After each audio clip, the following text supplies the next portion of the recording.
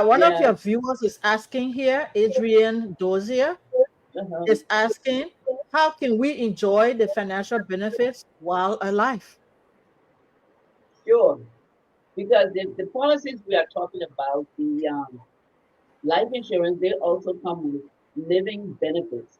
So that old way of thinking that life insurance is just about death, That's no. true. It's like Okay. your the cell phone. When the cell phone came, you have flip phone, you had whatever. Till now, you got what was the latest iPhone? Smartphone. Now that's how the insurance have evolved. Okay, they've gone from term to whole life to Yes. universal life to variable. Now you have what it IUL, the index universal life. So the newer ones have embedded into them living benefits while you can enjoy while you're still alive. You Yes, can that's you can you can even borrow from your policy while you're alive. Okay, true. so it's not only about that. Yeah, I'll add to that. So there's two benefits I'll talk about you can use from these, you know, cash value insurance policies. The first is you get tax-free accumulation. What that means is most investments, when you invest in them, the government takes their cut every year, right? You pay taxes on Mm-hmm. investment. But if it's inside of the insurance, you don't pay any tax. Right. So they give you, because originally life insurance was designed to take care of women and children when the husband died. The husband was the breadwinner, right? Uh-huh. So the government didn't want to tax a vehicle to take care of women and children, right? So essentially they made life insurance tax free. So any money you put in it, some of the policy build cash value. So as it grows and earns interest on the investment, you don't pay taxes. So that's the first living benefit. And then you can use it with you could take the cash value and use it for yourself while you're still alive. You could essentially borrow. There's no taxes if you withdraw in a certain way to use it while you're still alive. And some of them, what happens is even if the person becomes terminally ill, they wouldn't wait for the person to pass away because they said, well, the person's already terminally ill. Why should we not allow them to access the money to take care of themselves? So a lot of times it will allow you to access that benefit to take care of yourself while you're still alive. Okay, so those are Mm-hmm. some of the living benefits that you can exercise on the insurance policy. So moving on to the third bucket, so we got 7-step process, right? The third bucket Mm-hmm. is saving for major expenses. So it's very important that as we plan for our family and our future, we know that something's going to come up. Let's say we decide to buy a house later, or buy a car, or send the children to school. We need to Mm-hmm. allocate specific buckets for these purposes and start making a little bit of contribution towards them. That's investing and growing because we want to take advantage of compounding interest. We say compounding interest is one of the seven wonders of the world because it allows you to replicate your money with very little to no effort in your part. So you want to have buckets. So if it's buying a house, buying a car, sending children to college, whatever that purpose is we're trying to save for, let's have a separate bucket that let everybody know in time, okay, this bucket we can't touch. We can't use it when we go to shopping. We can't use it to go to the movie theater. We have to use it for this purpose. All these things help prevent problems, because sometimes if we don't designate money for a certain purpose and somebody's using it for something else, that creates tension and people start fighting each other. So if we all agree in this family we're going to save money for a house, then let's do that. And just know that, okay, we're not going to touch this bucket here. It's going to be used for this purpose. The next one is investment planning. Investment is very critical because there are different kind of investments, okay? There are really two major ways to invest. Either you can invest in a business, like for example, Spoon TV is a business, right? If they were selling shares, you can invest in it, right? That's one way. Another way is to invest in capital assets. Capital assets, things like shares in companies like stocks or bonds or mutual funds or exchange traded funds or real estate investment trusts. They're basically all investments traded on the capital exchange. That's what it's called, capital assets. Mm-hmm. So you can invest in them. You could, when you invest in stocks, you own shares of companies. As the Mm-hmm. share value increase on the exchange, your money increases. Bonds, you invest in debt instruments of corporations. And when you buy these bonds, they pay you interest, 5%, 6%, 10% interest, right? That helps. Even like Bureau, for instance, I I was in Liberia, and you could go to the bank and buy like a CD or a bond from the bank or a central bank. The bank would pay you 5% or 10%. Those are all debt instruments called certificate of deposits. Or we could talk about, now the stock market pools together assets into funds. It's a conglomerate of a lot of different investments. We call them mutual funds. We call them exchange traded funds. We call them REITs, real estate investment trusts. These are instruments basically you can invest in a grow asset, but you have to get down the investment planning order. And as you invest, think about some accounts that are taxable and some accounts are not taxable or have certain tax advantages. So make sure you're selecting the ones that have the tax advantages. Again, our website is on there. If you sign up, it's free to sign up, policytech.com. You can reach out and make those assessments, determine what way you should be allocating. And the big one happening now is a lot of people are, let's say, if they used to work for the government or leaving the government or getting a buyout package, whatever it is, they'll have money sitting in the 401k or other retirement accounts. It's very important that you invest in things that protect it. So let's say if you leave the government, you transfer this money over from the government or from the private company to yourself to manage. Make sure it's investing in things that's going to protect it from losing value. Very, very important. The other category is tax. Yeah, you have a question? You're on mute. No, you got to unmute that. I was just. Oh, sorry, you guys. Yes, we have a short video. We wanted to just kind of play it. Why people take a break to marinate on what you just said. In answering the six aspects to financial management.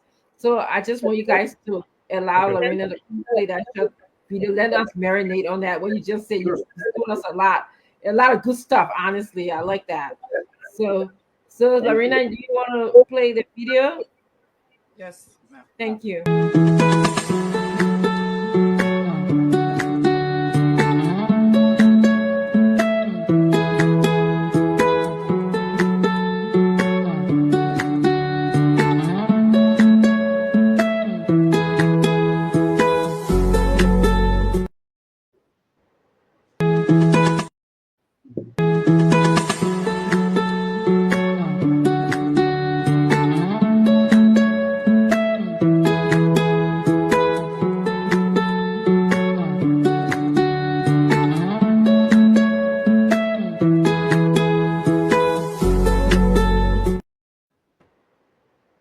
So I can play. Give you a quick history on that video, just quick 30 seconds.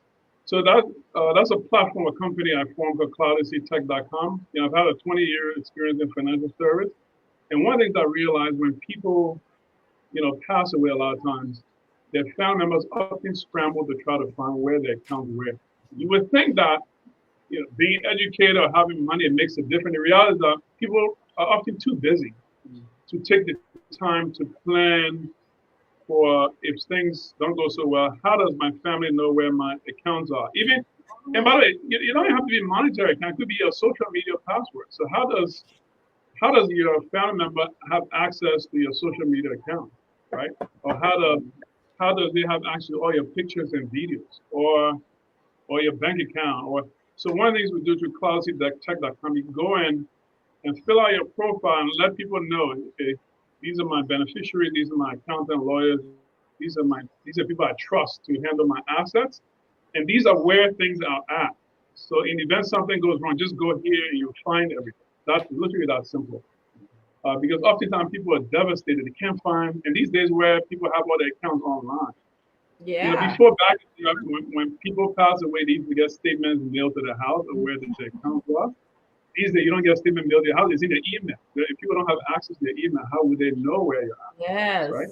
Yeah. You want to start thinking about things in advance. If you have a house in Dubai, a house in Liberia, a house in Ghana, or a bank account in India, where you can just list all those, list who gets it, and in the event something happens, people will know. That literally that simple.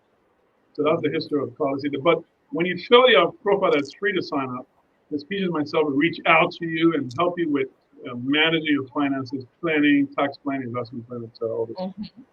The last two buckets, retirement planning and estate planning. Would you like to jump on that? So retirement planning, we all are getting there. But the thing here is we need to reach to our younger generation. We might think they're too young now, and you have all this time in the world to start thinking about it. No, start thinking about retirement now, because by the time they get ready to retire, there might not be any plans for retirement. They might have to self-secure them for their own retirement. So I would advise that people start thinking about self-security instead of depending on government or your job or Mm-hmm. anything else to start planning for your retirement. Because even if you have a job that you put away in the 401k, 403b, whatever it is, you still have to start thinking self-security, because that retirement fund is in a tax zone. Yeah, Okay, and by the time you're ready to get it, you have this tax deferred. So that means you have to pay tax on that money that's when it's time correct. for you to get the money. And if you try to go in there before you turn age 59 and a half, Uncle Sam, our dear uncle, is going to tax penalize you first, 10%, and then Yes, turn around and tax you your tax bracket. So the question is to ask yourself, what is my tax bracket? So that's how much money you need to share with Uncle Sam. And if you wait too long, age 50, 7 and a half, this time around, he's going to penalize you even harder, 50%, and then turn around and tax you with that stuff. So what are you really going to retire with? Okay? That money will not sustain you. When you start going back to work or you start depending on the kids, who have their own families and own lives to live. So we have to start thinking self-security outside of the box. Okay? So that's what I would add to that. And what else would And you the final point is great point, Madam Teachers, is the estate planning piece. So estate planning piece is where we specify through a will or through a trust how you want your assets to be transferred to your family members. So many of you know what a will is, so you want to get with a lawyer and write a will. But to be honest with you, a will is still probatable, so you have to go to the court, the judge has to decide, et cetera, et cetera. A better way is through a trust or listing direct beneficiaries on your account. But the trust help protect your assets from judgments, creditors, lawsuits, all these different things. And it helps avoid the probate process. If something happens to the person, a trust avoids the court process, right? Because you already pre-specified during the trust who you want to get what assets. So it helps streamline the estate planning, makes it easier to transfer these things. It costs very minimal to set up, maybe $50, $100 if you pay someone to do it these days. And you can file it and have all these things organized, and it makes a world of difference. It puts your family mind at ease, and it helps you manage the financial picture for yourself, your family, and community. that's great. Um, so I can ask some questions now. Absolutely. sure. Good. So I heard you guys talk about the self security. So we in the developed countries, specifically United States, you like rightfully said, Dr. Andrew, you can invest either in your 401k or you can depend on your social security income. But that self security investment that you were talking about, is that different from my savings account or my because that I'm putting aside? Exactly. It's different. And one of the vehicles that you can put that money in come back to life insurance. Or It comes life with great insurance? life insurance, where you can, the one that has cash value to it, like the IUL, and then one of those that has cash value, start putting money in there to supplement your social security, your retirement. Okay. And Mm-hmm. that's in a tax-free zone. Remember, you saving in a 401k is in a tax zone. You want to move that from there to put it in a more secure bucket in a tax-free zone where you don't have to share that money with 100% with a home. Okay? Because you should be enjoying your retirement. When you get older, you should be enjoying your life instead of worrying about money. Okay? So, Thank you. I'm sorry, I'm keeping myself on mute because I have a grandson in the back of my line. You got to keep it down, please. Okay, grandson who's, you know, in and out here. Sorry about that. The second thing that I was gonna ask you guys, I really appreciate the fact that you guys want to improve wealth within our community by by teaching people how to utilize their life insurance plan. Okay, so that when something happens to me, at least I can leave the next generation in good hands, and hopefully that generation would have learned well enough to leave the next generation in good hands, especially in our community. So I'm going to be honest and put this out there. You don't have to answer me. You can call me in the side or whatever, but just a general scenario. I'm older, all right.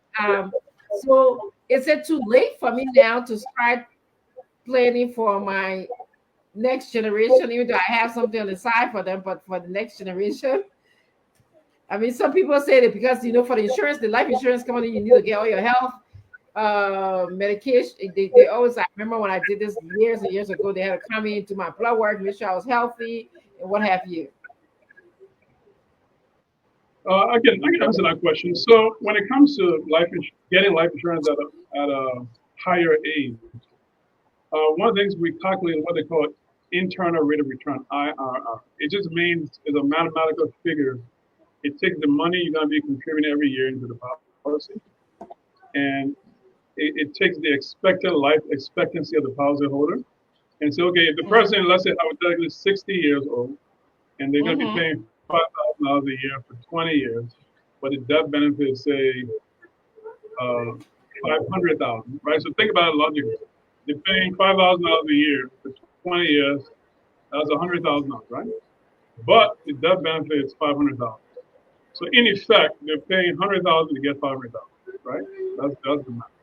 So now the question is, what is the rate of return that person is getting on their money by only putting in 100,000 to get 500,000? And the short answer is, I learned this in finance school. The short answer is if the rate of return is positive, the answer is yes, do it. And if the rate of return is negative, the answer is no.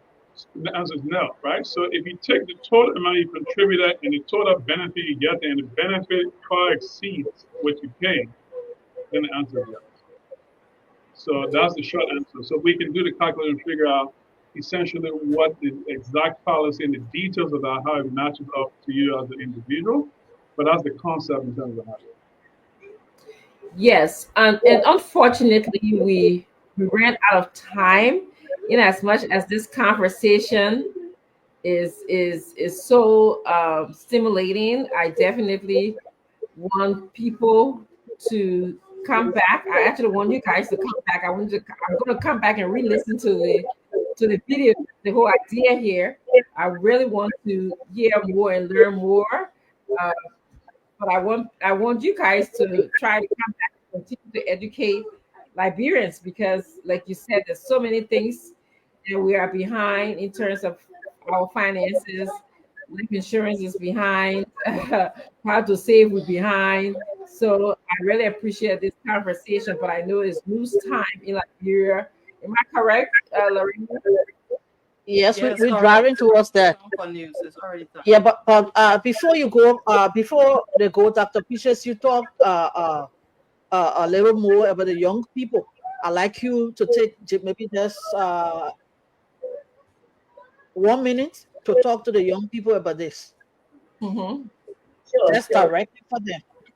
So that's part of my goal is to introduce the financial literacy education to our younger generation, because it's very important that they start learning about their savings now, their saving habits, and not just waste money or think that money doesn't have the tangible value that we should be thinking about our future. So yes, I would say our young people start paying attention. Wake up, wake up, wake up, and start paying attention to how you're spending money. Thank you. And Okay. and just to also add, I understand if you're looking for a financial planner, looking for someone to help you put different matters into place, like what is life insurance, what is about saving, what is about your digital devices that you have to have passwords for. That's what I just learned today. Make sure you contact planet.com. You can see that the website is showing at the bottom. It's www. For those of you who are listening to us and you're not working but you're listening, it's CLOUDACYTECH.com. ClaudiCTech.com. That's what it is. So they will be back here to speak to us more. We can have a candid conversation. We can ask more questions. But I want to just thank all of you for joining us. I want to thank you for joining us, and maybe just give us a few words, Mr. Leon. Yeah, thank you. I want to say thank you for the opportunity to come to Spawn. Spawn is one of our admire television network. You guys are doing an excellent job and really improving the lives of people across our community. So we say thanks for the opportunity for inviting us, and we look forward to coming here on a recurrent basis to be a source of education for the audience so that they can improve their lives, their family lives, and for generations to come.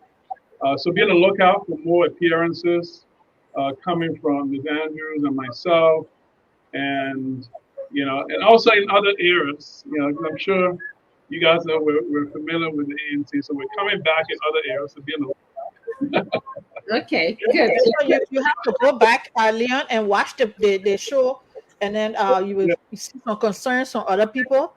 And for those Liberians who are on now, tell another person to tell another person, so that yeah, we all can take advantage of this, because they're saying from the beginning of yeah, this show, they said that that's how other people are making it. That's how other people have improved their exactly. lives, other communities, and they want to bring back to the Liberian community. I'm just so sorry that we have run out of time. Yeah, Leon and Peaches, nice having you guys here, and I hope Nice to to see meet you you. soon. thank you Thank so you much. all Thank for you. having Thank you. Yes, great job. Bye bye. All right. So this is how we come to the end of Spawn Talk Business for today. My name is Lorena Honoree. I've been here as your producer, and of course, we have had CEO TTC Kane and Dr. Francine Richardson alongside Mr. Leon Mensah and Dr. Peaches Andrews as our guest on the show today. We say so many thanks to all of you for being there. Spoon Talk Business returns on this station and other stations next Friday evening.